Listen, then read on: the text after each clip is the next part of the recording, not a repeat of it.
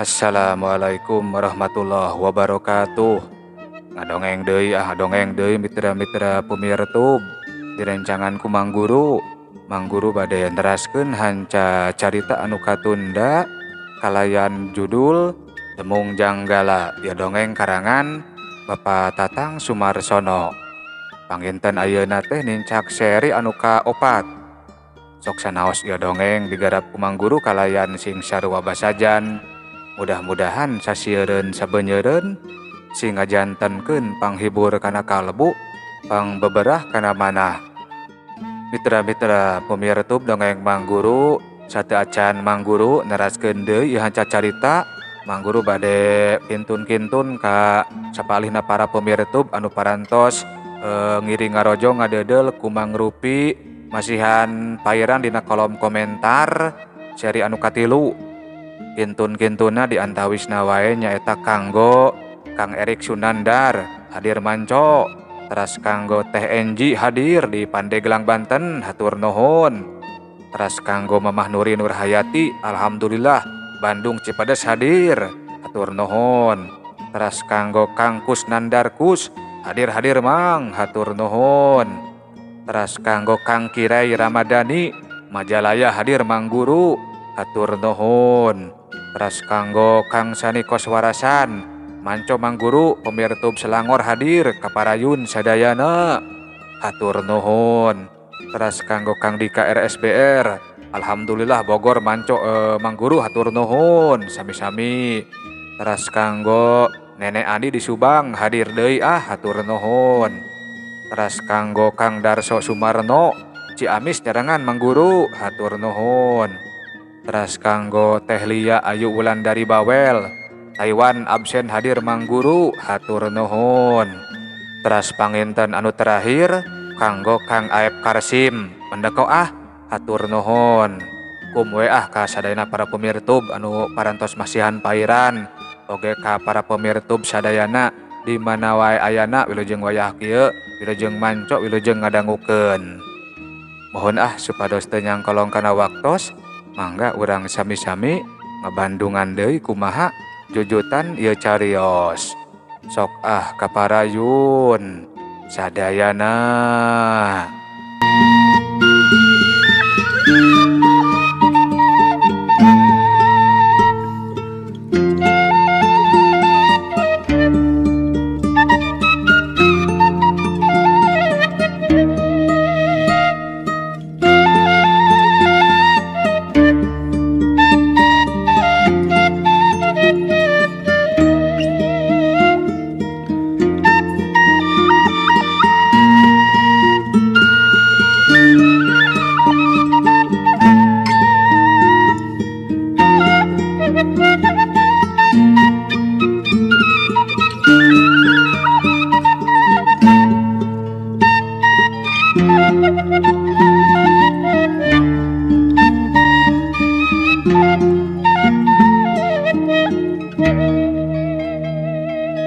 Mitra-mitra pemirtub dongeng Mang Guru, ariku dileukeunnan mah budak teh bisa katumbu umur 3 poe kaopatna manehna geus bisaeun hudang. Ngan nya kitu jiga anu baluas-was katenjona teh remen pisan ujug-ujug ti buburanjat jiga anu tas manggih kasieun. Komo ana parang disampeurkeun ku si bewos mah katenjona teh bangun anu kacida sieuna. Geus bisa diajak cacarita ake budak teh. Geus, ngan cacan paci jencre. Kicu we karek sakecap jua kecap. Anu geus eces ceh karek nyebutkeun ngaranna wungkul. Tembal Aki Subita ngakukeunna nyamah mung. Ke, mung, ceuk si bewos rada kerung. Nah kunaon kitu Kang? Ceuk si jangkung nanya. Cek dewek mah acak kurang pantesnya oi. Mung, asa leuwih genah da mung oi. Nah mani nyapirakeun pisan kana ngaran batur teh Kang. Ngaran hasil utang itung. Bari jeung kolotna mubur beureum mubur bodas heula apanan. Omong si jangkung. Yah, da ayeuna mah dewek anu jadi kolotna oge oi. Cek si bewos bari edeg. Nya, saha injung bapanya ieu bujak teh. cek Aki Subita. Kunyenjo pamulunya mah jiga-jiga lain anak bulutannya. Wah, pokoknya asa jauhan pisan jeung rurupaan anak urang. Cek si jawaban milu nyarita. Pek we geura anak urang mah keur harureuk teh. Beteungna balu citrek bari buukna cerewing.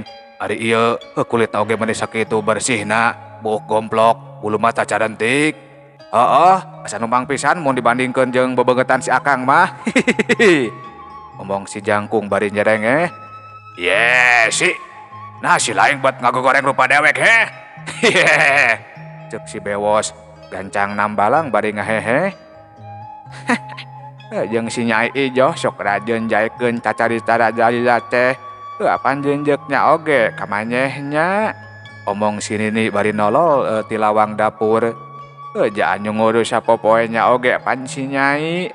Ja kami mah teu ari balas nyaheuran lahang. Caji oge isuk-isuk. Jaekeun jahar segut coceh pedah dicungkulan ku si Nyai. Kacenjonya mah geus mimiti maju ka mamayu bujak teh. Syukur atuh, cek si Bewos. Mana si Nyai na ayeuna Nini? Keur ngisikan kalebak, tembal si Nini. Cuh genying geus balik deui si Nyai teh genyingan. Nyi Idoh bus ka jero dapur. Anyak saha cenah Nyai bujak teh ngakukeun nyanya? Cek si Nini nanya ka Nyi Idoh.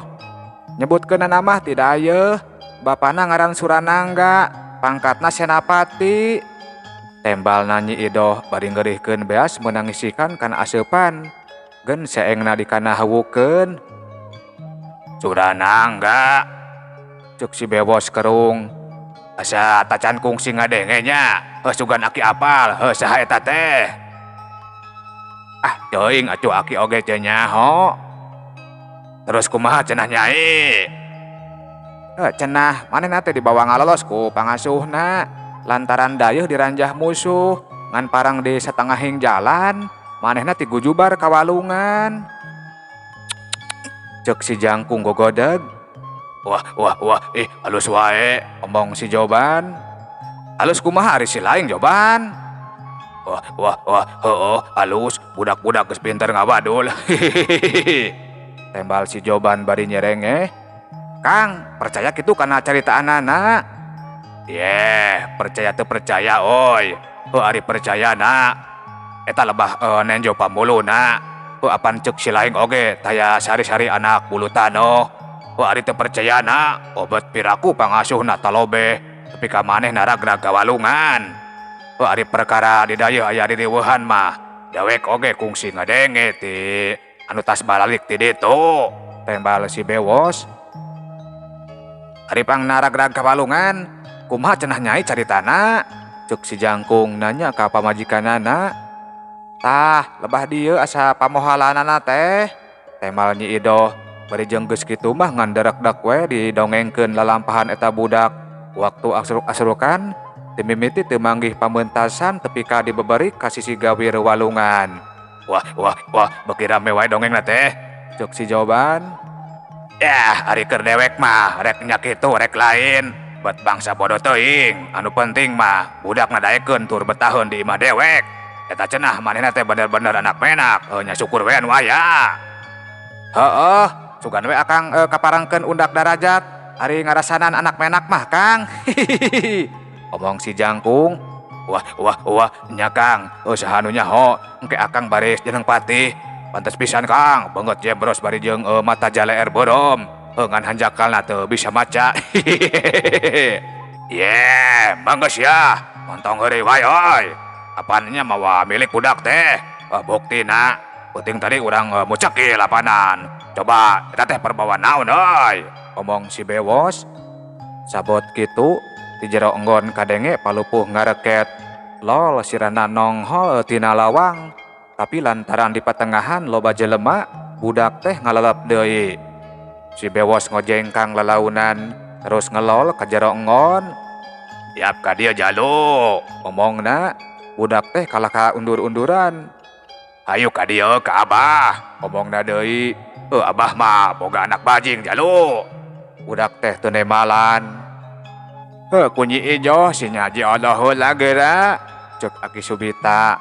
Nyi Ido abus ka enggon budak teh diusapan terus dituyun keluar daeken. Sok jiuk ngajung jeje jalu urang jahat. Cuh sangunya oge geus ngabul. Jabat tadi Aki teh geus mencit hayam. Geus kitu mah mung dek diuk di juru gawena ngan saukur tungkul.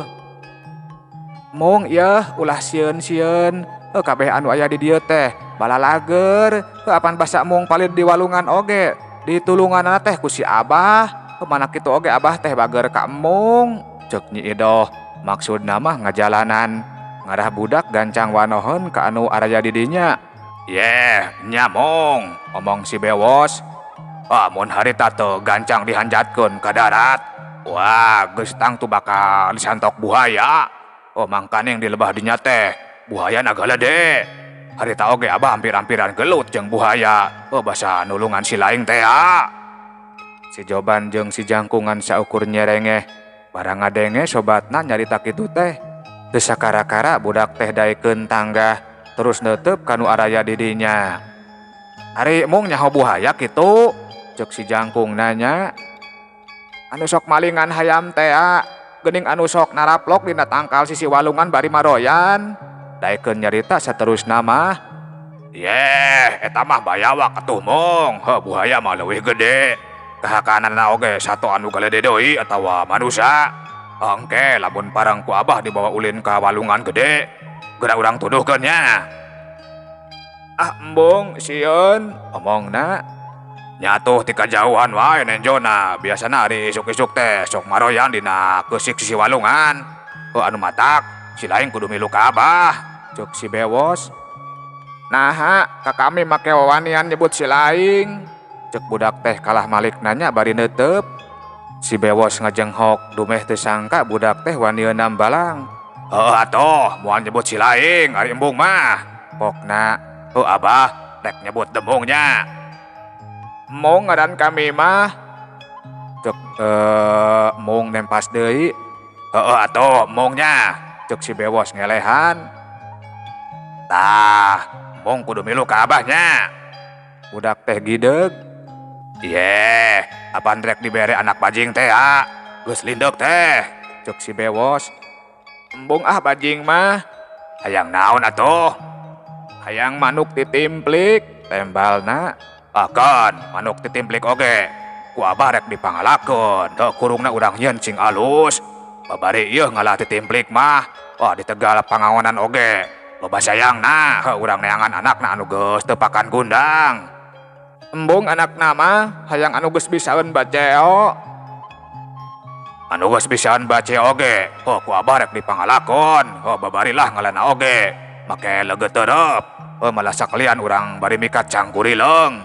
Ari mung resep kitu kana manuk cangkurileung. Resep tembalna. Manuk haur oge resep deui. Tah, manuk haur oge ku Abah rek dipangalakon. Pokona hayang manuk naon wae oge janji aya lah. Sok hayang naon deui. Kasintu hayang atabah henteu. Embung kasintu magiras tara beunang dicoo. Nya ketang kasintu magiras. Omong si Bewos. Jadi engke teh urang ngalah titimplik terus manuk haur jeung cangkurileungnya. Bajing oge hayang ketang bah. Nya geus aya bajing mah. Cek si Bewos ngarasa bunga. Si Joban nyerengeh terus ngaharewos ka si Jangkung. Maneh bakal ditanggala anak bajing gara ku si Akang. Si Jangkung seuri bari unggut-unggutan. Tah ayeuna mah sing segut daharna ngarah jag-jag. Apan rek milu ka Abah? Jauh kitu bah. Wah nya jauh atuh. Tapi moal capek ieu da. Nah harek anak kuda inditna teh kitu. Nya moal, tapi embung rek digandong ku Abah. Lamun geus capek mah tah kitu. Engkena bakal ngaliwat ka dayeuh kitu bah. Nya moal. Harek naon kitu, make nanyakeun ngaliwat ka dayeuh sagala. Rek nyimpang heula ka Sri Manganti. Bisi bapak kami keur araya di dinya. Wah, naon euy Sri Manganti teh? Cek si Joban ngaharewos bari nyiku ka si Jangkung. Teuing atuh. Lain gitu tempat sintir mah atawa buah-buah pengradaban ronggeng. Ye, menggeus ya gandeng. Yeh, cah geulanya hei. Sakitu anu kapihatur, insyaallah sanes waktos ieu dongeng urang teraskeun deui.